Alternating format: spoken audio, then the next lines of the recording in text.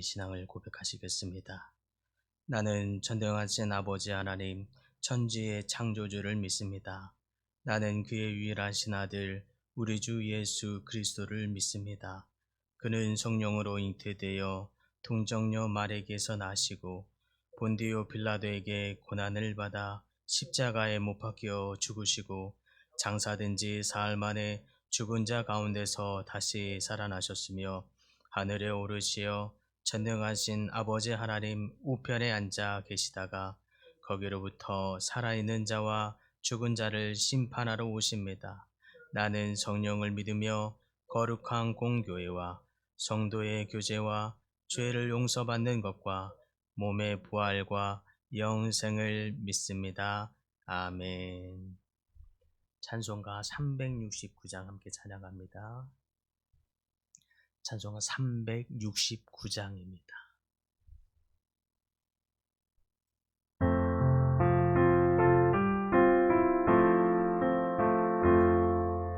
죄짐 맡은 우리 구주 어찌 좋은 친구인지 걱정 근심 무거운 짐 우리 주께 맡기세. 주께 고함 없는 고로 받지 못하네. 사람들이 어찌하여 아랠 줄을 모를까. 시험 걱정 모든 괴로움 없는 사람 누군가. 부질없이 낙심 말고 기도 드려 아뢰세. 이런 진실하신 친구 찾아볼 수 있을까. 우리 약함 아시오니 어찌 아니하릴까. 근심 걱정 무거운 짐 많이 진 자 누군가. 피난처는 우리 예수 주께 기도드리세. 세상 친구 멸시하고 너를 조롱하여도 예수 품에 안기어서 참된 위로 받겠네.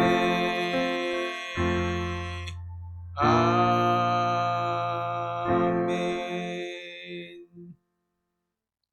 오늘 말씀은 로마서 9장 27절에서 29절까지 말씀입니다. 로마서 9장 27절에서 29절까지 신약성경 252쪽입니다. 한 목소리로 함께 봉독합니다. 또 이사야가 이스라엘에 관하여 외치되 이스라엘 자손들의 수가 비록 바다의 모래 같을지라도 남은 자만 구원을 받으리니 주께서 땅 위에서 그 말씀을 이루고 속히 시행하시리라 하셨느니라. 또한 이사야가 미리 말한 바 만일 만군의 주께서 우리에게 씨를 남겨두지 아니하였더라면 우리가 소돔과 같이 되고 고모라와 같았으리로다 함과 같으니라. 아멘. 오늘 본문은 바울이 이사야서를 인용하고 있는 구절입니다. 특별히 이사야 10장에 보면 이스라엘이여 내 백성이 바다의 모래 같을지라도 남은 자만 돌아오리니 넘치는 공의로 파멸이 작정되었습니다. 이렇게 기록하고 있는데 바울은 이 이사야의 부분을 인용하여서 하나님의 구원의 섭리에 대해서 설명하고 있습니다. 이 이사야서가 쓰여지고 있는 배경은 그렇습니다.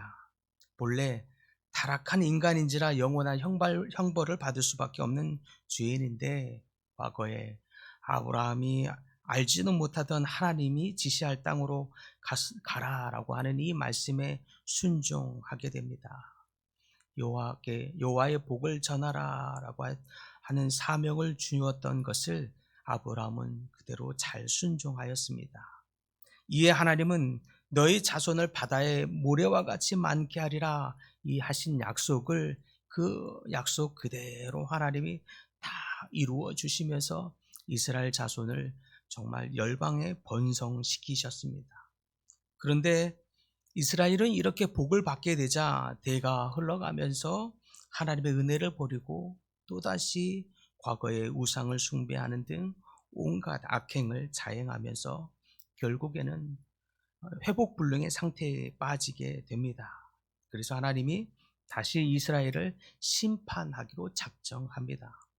과거의 노아의 홍수로 말미암아 심판하사 진멸하기로 작정하셨던 것처럼 과거의 노아의 홍수의 심판이었다면 이제 불의 심판을 하리라 예고하십니다. 그런데 너무나 안타깝게도 하나님께서는 마지막 종말의 심판을 예고하셨음에도 불구하고 많은 사람들은 당장의 심판이 내 눈앞에서 이루어지지 아니하고 더디어 이루어지는 것 같으면서 이 말씀을 진지하게 듣지 않습니다. 돌이키지 않습니다. 여전히 죄 가운데 행합니다. 그래서 이스라엘 백성들에게, 사람들에게 다시 내가 예언한, 예고한 이 심판이 반드시 이루어질 것임을 선지자들로 하여금 깨닫도록 하고 말하도록 합니다. 그래서 수많은 선지자들에 통해서 하나님이 예언하시기를 내가 반드시 다시 오셔서 너희를 진멸하게 될 거야. 그러니까 제발 돌이키라고, 이런 취지의 예언이 바로 선지서입니다. 이사야, 에레미야, 에스겔, 호세아, 다니엘, 하박국, 이런 모든 선지서들, 구약 성경의 대다수가 선지서이지요. 이 모든 선지서가 제발 백성들이여 돌이키라, 하나님의 심판이 반드시 있을 것이니 돌이키라. 그런데도 돌이키지 아니하니까 하나님이 대표적으로 이스라엘 백성이 선지자를 통해서 예언한 그 말씀을 그대로 이룬 것을 눈앞에서 당장 보여줍니다. 그것이 무엇이었느냐? BC 722년에 아수르에 의해서 북이스라엘이 멸망당합니다. 이 일도 하나님이 예언자들을 통해서 예언한데 정말 그 예언한 말씀대로 그대로 예언이 이루어지는 걸 보면서 봐봐, 내 예언이 이루어지자니, 그러니까 돌이키라고. 그런데도 또 돌이키지 않습니다. 그래서 이번에는 BC 586년경에는 남유다를 멸망시키면서까지 또 하나님의 말씀이 이렇게 이루어지지, 그러니까 빨리 돌이켜 라고 하나님이 말씀하시는 것입니다. 그러면서 그때 하나님이 이와 같이 하나님의 심판은 모든 사람들에게 분명히 이루어질 것이지만 너희가 이렇게 돌이키기만 하면 나 하나님이 너희에게 긍휼을 베풀 것이야. 이런 것이 오늘 이사야서에 말하고자 하는 의미이기도 합니다. 너희가 죄에서 자복하고 돌이키기만 하면 다시 너희에게 반드시 돌이키면 너희를 회복시키는 은혜를, 긍휼을 베풀 것이다. 특별히 그렇게 돌이키는 자들, 이 소수의 돌이키는 자들, 그 자들을 이사야서는 그들을 향해서 남은 자라고 말하는 것입니다. 또는 남겨놓은 씨앗이라고도 표현하고 있는 것입니다. 특별히 남유다 백성이 하나님의 징계를 받아서 바벨론으로 끌려가게 내버려 둡니다. 그래서 70년간 포로 생활을 하게 되는데, 그때라도 정말 하나님이 우리를 심판하셔서 이렇게 하나님의 말씀을 이루시는구나. 그때라도 자신의 우상 숭배와 죄에서 돌이키는 자들이 생겼는데 정말 그런 자들을 하나님이 다시 내가 너희를 돌아오게 할 거야가 또 스가랴에도 예언되어 있습니다. 그런데 정말로 그 소수의 돌이키는 자들이 또한 70년 후에 돌아오게 합니다. 그 돌아오는 자들, 그들을 향해서 이사야서는 또한 남은 자들이라고 표현합니다. 이렇게 하나님은 남은 자를 통해서 하나님의 열방을 향한 구원의 계획을 이루십니다. 이것이 이사야서의 핵심 주제입니다. 그런데 이 남은 자의 원리, 남은 자의 사상이 이사야서만 해당되는 것이 아닙니다. 성경 전체에도 이 핵심의 메시지가 심겨져 있는데 특별히 하나님께서 노아의 홍수를 하실 때에도 방주에 타고 있는 노아의 소수의 가족들만 하나님이 구원하셨습니다. 이들도 남은 자입니다. 하나님께서 소돔과 고모라를 심판하실 때도 있었습니다. 그때에도 소수의 의를 지킨 롯과 롯의 가족만 구원을 받았습니다. 출애굽 세대 중에서 가나안 땅에 다 들어가면 너무 좋았을 것을 그 가나안 땅에 계속 하나님을 불평하고 원망하고 우상숭배로 다시 돌아가 버리자 그때도 요수아와 갈렙같이 소수의 사람만 구원을 얻게 하셨습니다. 이스라엘 왕국 시대에서도 바알에게 무릎 꿇지 않는 소수의 사람만 또 하나님이 구원을 받게 했습니다. 예수님이 활동하던 시대에도 예수님의 새로운 이 복음, 온전한 이 복음을 믿는 소수의, 영접한 소수의 사람만 또 하나님이 구원을 시켰습니다. 사도 시도에서 사도들이 전하는 이 복음을 전파하는 이 복음을 받아들이는 그 소수의 사람만 또 하나님이 구원을 시키셨습니다.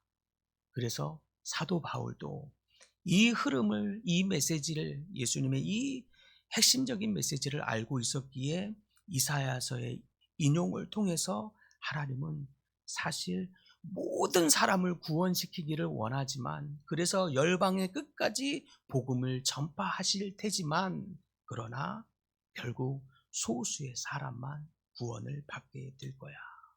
소수의 복음을 받아들이는 사람만 구원을 받게 될 거야.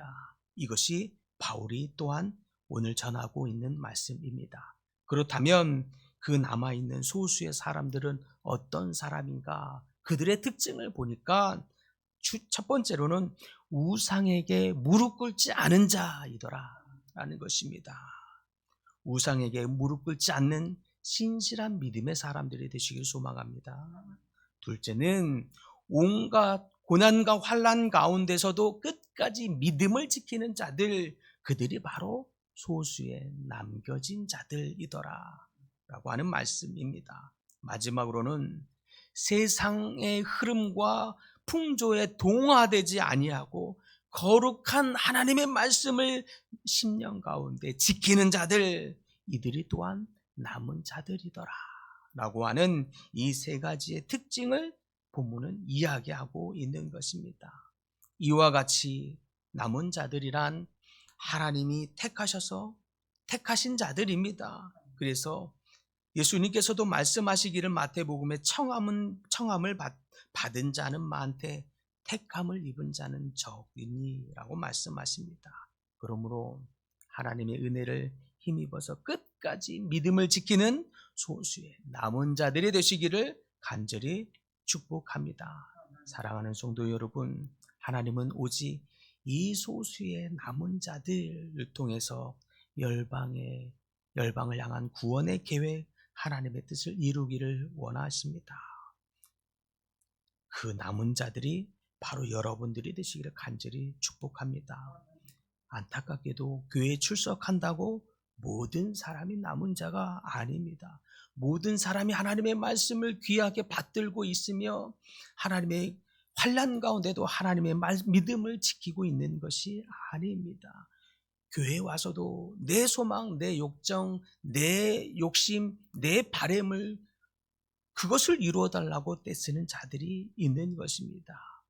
그러나 이 가운데 하나님의 말씀을 소망하며 믿음을 지키는 여러분들이 다 되시기를 소망합니다. 환난 가운데서도 우상에게 무릎 꿇지 아니하며 세상의 풍조에 따라가지 아니하고 끝까지 말씀을 내 심령 안에 두시는 분들 다 되시기를 소망합니다. 그래서 어떤 고난이 닥친다 할지라도 굳건히 하나님을 의지하며 사탄과 세상의 유혹에 불의에 타협하지 아니하고 신앙의 정절을 지키는 믿음의 성도들 다 되기를 소망합니다. 그래서 시대가 변하고 환란이 오고 사탄의 달콤한 유혹이 끊임없이 우리 삶에 몰아닥친다 하더라도 신앙의 말씀 정절을 지킴으로 말미암아 하나님 앞에 크게 쓰임받는 여러분과 우리 모두가 또 우리 교회가 되기를 간절히 축복합니다. 주님, 하나님의 구원의 대상에는 모든 이가 다 열려 있으나 그러나 그 하나님의 말씀을 자기의 심령 안에 소중히 두므로 믿음을 지키는 이는 적다고 말씀하심을 기억하게 하여 주시옵소서. 하나님, 비록 세상의 수많은 사람들이 세상의 흐름과 풍조에 세상의 유혹에 휩쓸려 갈지라도 우상에게 무릎 꿇지 않는 저희 되게 하여 주시옵시고 끝까지 말씀을 우리의 심령에 소중한 것으로 간직하고 모든 환난과 유혹에도 신앙의 믿음을 정절을 지키는 저희 모두가 되게 하사 하나님 나라를 바라보게 하여 주시고 하나님 나라가 다시 임할 때에 천국 백성이 되는 저희 모든 성도님들 다 되도록 축복하여 주시옵소서. 주님, 여러 가지 질병으로 고통 중에 있는 하나님의 백성들이 있습니다. 주님 기억하여 주시고 찾아오셔서 치유하여 주시고 만져 주시옵소서. 수술이 필요한 하나님의 백성에게는 주님께서 친히 와 주셔서 친히 수술하시고 만지시고 치유하시고 역사하여 주시옵시며 회복이 필요한 자들에게는 주님 오셔서 하루속히 주님의 만지심으로 역사하심으로 회복되는 역사가 있게 하여 주시옵소서. 날마다 하나님의 살아계심과 실제하심과 역사를 경험하는 저희 모든 성도들 되게 하사 주님의 동행하심과 주님의 함께하심으로 평강과 기쁨과 행복을 누리는 모든 성도들 다 되도록 주님 은혜를 부어 주시옵소서. 예수님의 이름으로 기도드립니다. 아멘. 하늘에 계신 우리 아버지의 이름을 거룩하게 하시며 아버지의 나라가 오게 하시며 아버지의 뜻이 하늘에서와 같이 땅에서도 이루어지게 하소서. 오늘 우리에게 일용할 양식을 주시고 우리가 우리에게 잘못한 사람을 용서하여 준 것 같이 우리 죄를 용서하여 주시고 우리를 시험에 빠지지 않게 하시고 악에서 구하소서. 나라와 권능과 영광이 영원히 아버지의 것입니다. 아멘.